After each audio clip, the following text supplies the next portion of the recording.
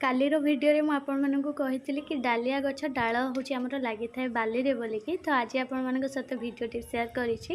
ତ 4ଟା ଡାଳ କାଟିଥିନି, 2ଟା ତା ଦେହରୁ ମୁଁ ମାଟିରେ ଲଗେଇଛି, ଆଉ 2ଟା ରଖିଥିନି ଆପଣଙ୍କ ସହିତ ସେୟାର କରିବି ବାଲିରେ କେମିତି ଜର୍ମିନେଟ୍ ହୁଏ ବୋଲିକି। ଏଇଠି ମୁଁ ଯେଉଁ ପଲି ବ୍ୟାଗ୍ଟା ନେଇଛି ବହୁତ ହି ଛୋଟ ନେଇଛି। ଆପଣଙ୍କ ଗଛ ଡାଳ ହିସାବରେ ଆପଣ ଏଠି ପଲି ବ୍ୟାଗ୍ ଛୋଟ ବଡ଼ ନେଇପାରିବେ। ଆଉ ଗ୍ରୋ ବ୍ୟାଗ୍ ବା ପଲି ବ୍ୟାଗ୍ ହିସାବରେ ଆପଣ ଏଠି ବାଲିର କ୍ୱାଣ୍ଟିଟି ବି ମଧ୍ୟ ରଖିବେ। ତ ଏଇଠି ମୁଁ କେବଳ ଖାଲି ବାଲି ହିଁ ନେଇଛି, ଏଥିରେ ନିମଖଲି ପାଉଡ଼ର ବି ମିଶେଇ ନାହିଁ, କାରଣ ଏଥିରେ ଏତେ ଫଙ୍ଗସ୍ ଲାଗେନି ବାଲିରେ। କେବଳ ହେଉଛି କ'ଣ କହିଲେ, ଚେରଟା ବହୁତ ଜଲ୍ଦି ଥଣ୍ଡା ପାଇ କେବଳ ବାହାରିଥାଏ। ଆହୁରି ଜଲ୍ଦି ବାହାରେ ଯଦି ରସୁଣ ଦେଇକି ପୋତିବେ ନା, ଆହୁରି ବହୁତ ସ୍ପିଡ଼ିରେ ଏଟାର ଚେର ବାହାରିଥାଏ। ତ ଏଥିରେ ମୁଁ ଡାଳ ଲଗାଇବା ପୂର୍ବରୁ ପ୍ରଥମେ ପାଣି ଛିଞ୍ଚା ଦେବି, ପାଣି ଛିଞ୍ଚା ଦେଲା ପରେ ଯାଇକି ଡାଳଟା ପୋତିବି।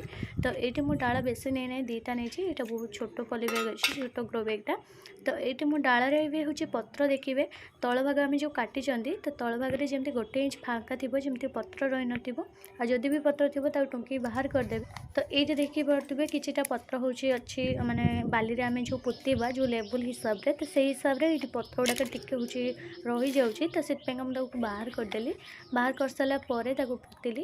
ତ ଏଇଠି ପତ୍ର ଡେମ୍ଫ ଗୁଡ଼ାକ ଯେଉଁ ରହିଛି, ସେଇ ଡେମ୍ଫ ଗୁଡ଼ାକ ରହିବ, କିନ୍ତୁ ଖାଲି ପତ୍ର ଗୁଡ଼ାକ କେବଳ ବାହାର କରିଦେବେ। ଡାଳଟା ଯେତେ ଫ୍ରି ରହିବ ସେତେ ବଢ଼ିଆ ସେ ହଲିବନି, ଲାଗିଯିବ ଏଇଟା। ଆଉ ସବୁବେଳେ ଧ୍ୟାନ ରଖିବେ ବାଲିରେ ଯେଉଁ ଲଗାଉଛନ୍ତି, ତ ସେଇଟା ହେଉଛି ଡ୍ରେନେଜ୍ ପଏଣ୍ଟ ଠିକ୍ ଯେମିତି ରହିଥିବ। ଆଉ ରଗଡ଼ା ବାଲି ନେବେ, ତ ବାଲିଟା ପୁରା ପ୍ଲେନ୍ ରଖିବେନି, ଟିକେ ରଗଡ଼ା ରଖିବେ। ବହୁତ ଜଣ କ'ଣ କରନ୍ତି, ଗାର୍ଡେନିଂରେ ହେଉଛି ପୁରା ବାଲିଟାକୁ ଚଲେଇକି ବ୍ୟବହାର କରନ୍ତି, ଯେଉଁଟାକି ପୁରା ପ୍ଲେନ୍ ବାଲି ଆସେ, ଚୂଡ଼ା ବାଲି କୁହନ୍ତି।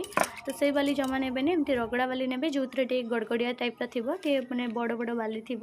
ତ ଏଇଥିରେ ଏୟାର ମାନେ ପବନ ପାସ୍ ବି ବହୁତ ବଢ଼ିଆ କରିବ, ଆଉ ତା ସାଥିରେ ପାଣି ନିଷ୍କାସନ ବି ଠିକ୍ ଭାବରେ ହେଇପାରୁଥିବ। ଆଉ ଗଛର ଚେର ଉପରେ ଯେମିତି କିଛି ବି ଫଙ୍ଗସ୍ ଲାଗିବନି, ସେଇ ହିସାବରେ ବି ମଧ୍ୟ